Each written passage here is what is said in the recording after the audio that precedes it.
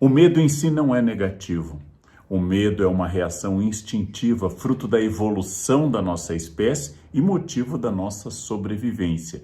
Ter medo não é ruim. O medo tem causas objetivas e diretas. O medo tem efeitos físicos, como, por exemplo, a taquicardia, os olhos arregalados. O medo tem pavores psíquicos. O medo em si, como eu disse, não é algo que nos destrói, mas é preciso analisar, pensar, para que o medo não nos domine.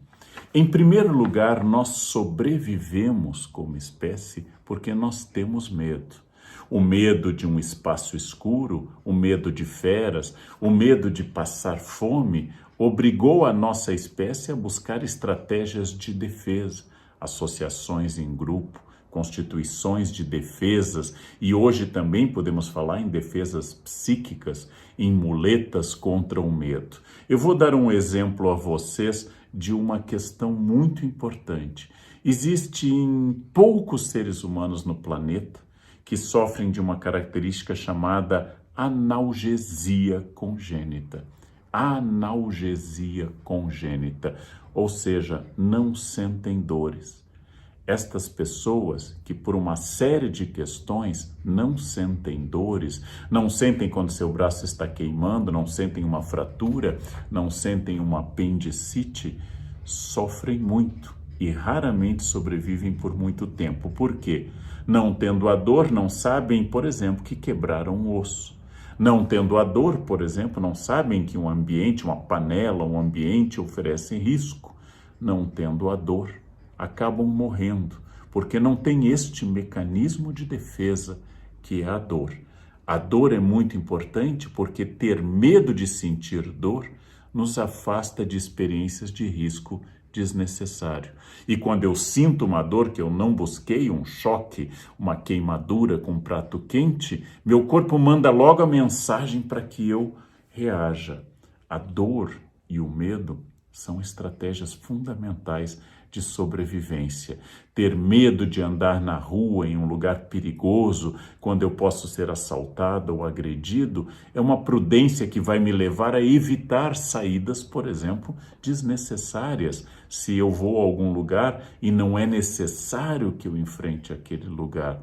O medo de ter um acidente de carro pode me levar a ser um motorista mais prudente. Até o medo de ter aquela ressaca pós-bebedeira pode ser uma ação educativa para que eu modere a ingestão de bebida alcoólica. O medo de ficar sem dinheiro pode ser um estímulo a que eu seja uma pessoa mais prudente nos meus gastos. Logo, pensando como uma advertência diante de um perigo real, o medo não é ruim. O medo é uma forma de eu pensar melhor, agir melhor e ter, inclusive, uma estratégia mais objetiva. Nós temos medos reais e temos medos imaginários. Eu posso pensar, por exemplo, nas fobias, mas as fobias são características psíquicas muito graves que excedem, inclusive, a racionalidade de uma causa. Exemplo: as aranhas podem ser venenosas. Quando eu estou em um ambiente em que há várias aranhas, eu, Leandro, que não tenho aracnofobia, eu fico com medo. Eu tenho medo de ser picado por uma aranha, já fui na infância picado por uma aranha. A gente tinha medo no interior quando usava um sapato velho e batia o sapato com medo de escorpiões ou de aranhas. Estes são medos objetivos, mas eles podem se transformar em fobia. Por exemplo, ofidiofobia, que é o medo de cobras. Eu devo ter medo de cobras quando eu estou no meio do mato e aparece uma cobra? Eu devo ter medo, porque a cobra tem veneno e pode me matar. Inclusive, este medo é saudável, este medo tem base, este medo é explicável, mas pode se transformar por vários motivos em fobias. A simples presença de uma aranha no ambiente ou a simples imagem de uma cobra podem despertar em mim uma taquicardia, uma boca seca, uma ansiedade desmesurada.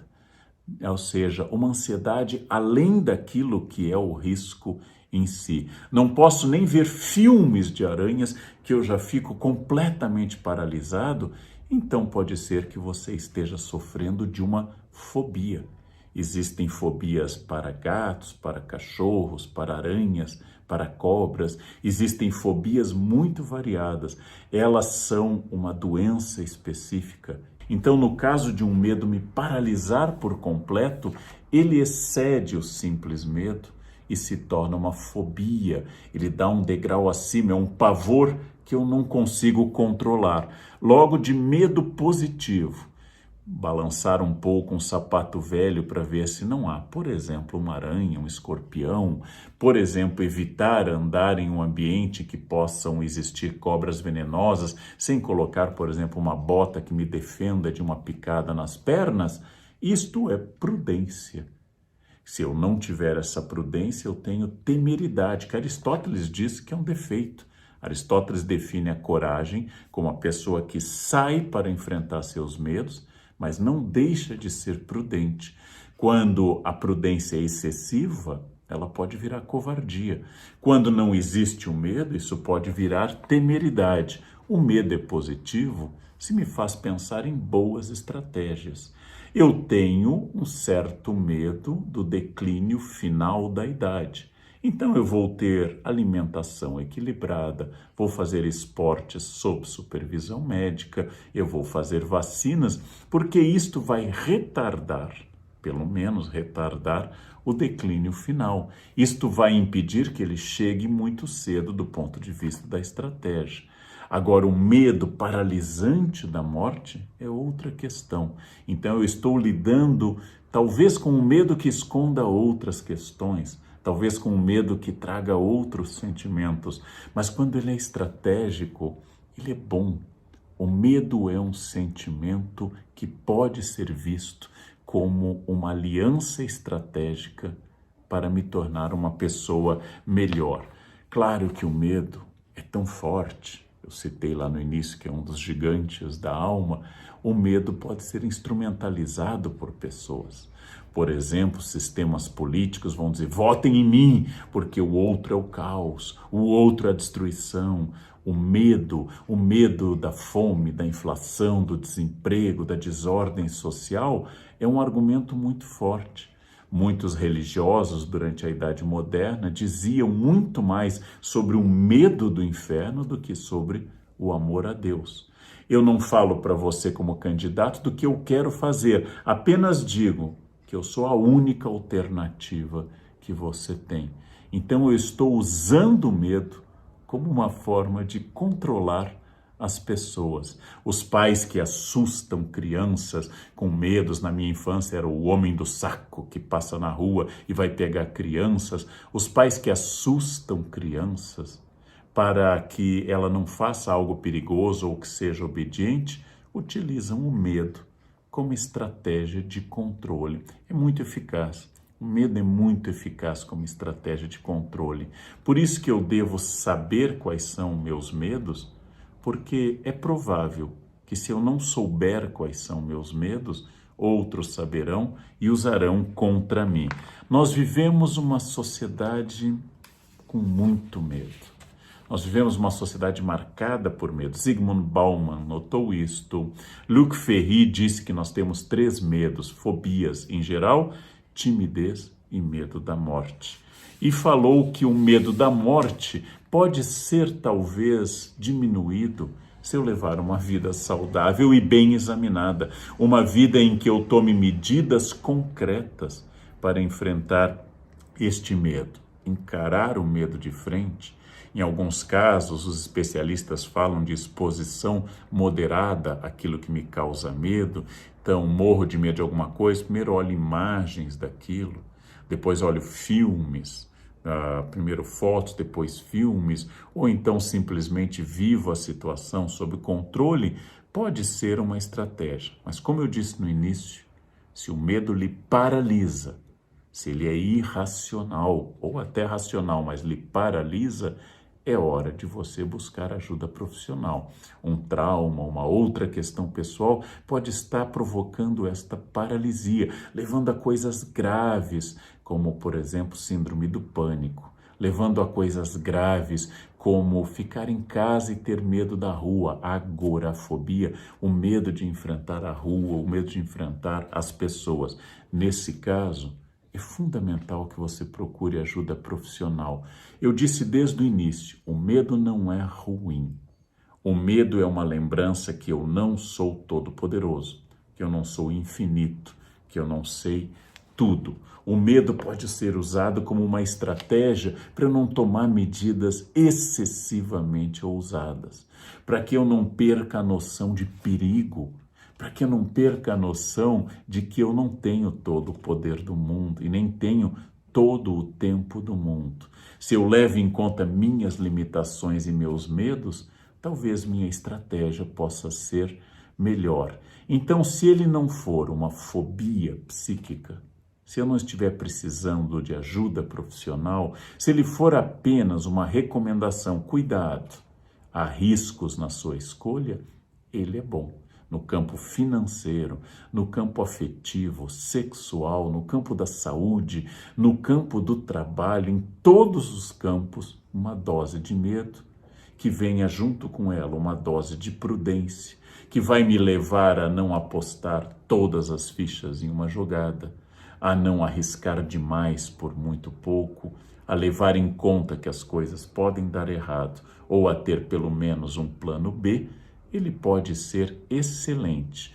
Talvez excesso de medo nos leve a uma paralisia de covarde e a falta de medo nos leve a uma existência kamikaze suicida. É preciso moderar o medo e, para isso, conhecê-lo.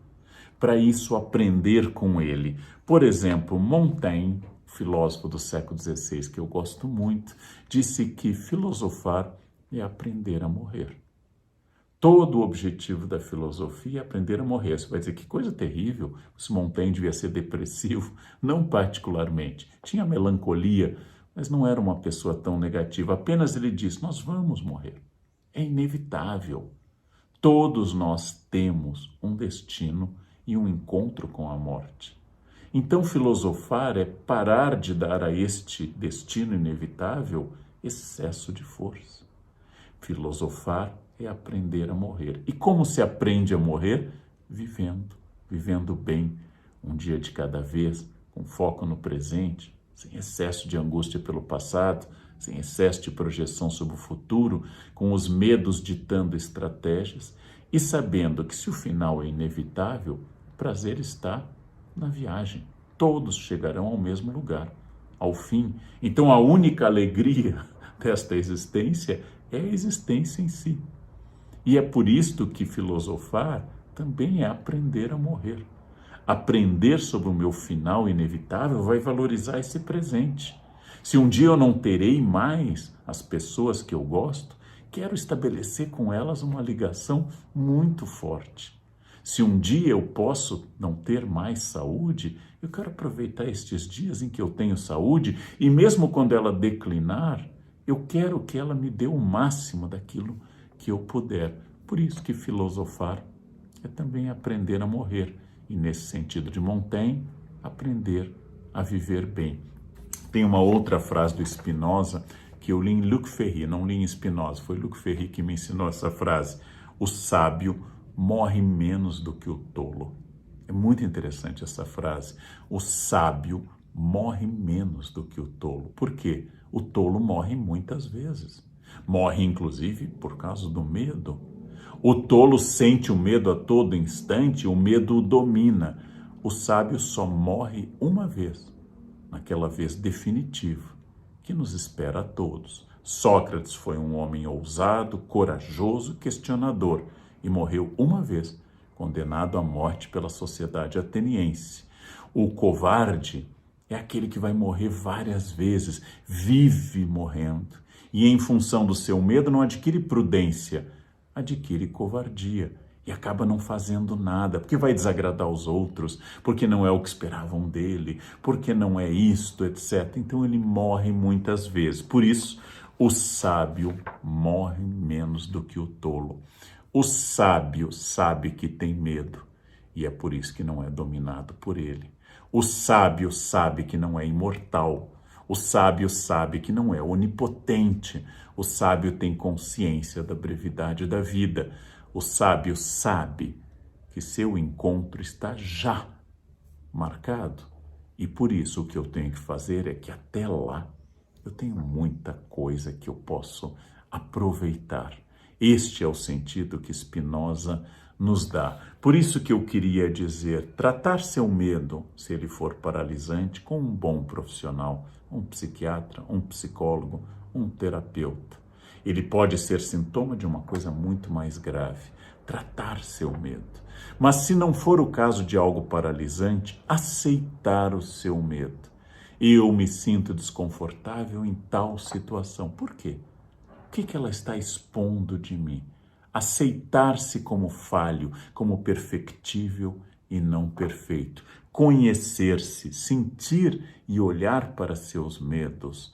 Quando faz um exorcismo no Evangelho, Jesus pergunta o nome dos demônios e eles dizem, nós nos chamamos legião. E aqui está uma fórmula interessante. Dar nome a seus demônios ajuda a expulsá-los, ou pelo menos a conviver com eles. Eu tenho medo disto, é minha característica. O que eu posso fazer para diminuir, refletir? Talvez eu vá conviver a vida inteira com este medo. Talvez não. Mas se eu não der nome a este medo, não olhar de frente para as minhas fraquezas, e todas e todos temos fraquezas, é impossível alguém não ter fraquezas, eu vou pelo menos conviver melhor com essas fraquezas, evitar situações que me provocam muito medo, estimular outras situações e quando sentir um medo, tudo bem, ele está lá, é parte da minha natureza, é parte da minha psique, é parte da minha experiência de vida, é parte da minha biografia. O medo não é um defeito, o medo é um sinal de alerta. Então, olhem para aquilo que o medo está dizendo. Sim, eu tenho medo de animais venenosos, porque eu amo viver. E um animal venenoso pode interromper esta vida. É o meu amor à vida que me manda a mensagem. Aquele animal venenoso pode ser perigoso. Esse medo não me domina, ele convive comigo. Eu vou pensar na vida que eu quero preservar e não no medo de perdê-la. Há uma história que eu gosto muito da peste indo para uma grande cidade no Oriente Médio e um médico a encontra no caminho e a peste diz a ele, eu vou a Bagdá matar 100.000 pessoas. O médico entende que é a missão da peste, é a missão da morte da peste. A peste volta e o médico a reencontra e então o médico questiona, você disse que ia matar 100.000, mas morreram 1 milhão com a peste. A peste responde, não, 100.000 eu matei, os outros 900.000 morreram de medo. Então, talvez eu morra de alguma peste. É bom que eu não esteja entre os 900.000, que eu não esteja entre aqueles que morreram de medo de morrer. A melhor vingança contra o medo é olhar para ele e dizer, tudo bem, eu não te convidei, mas você faz parte de mim. Vamos adiante, porque viver é muito superior a morrer de medo.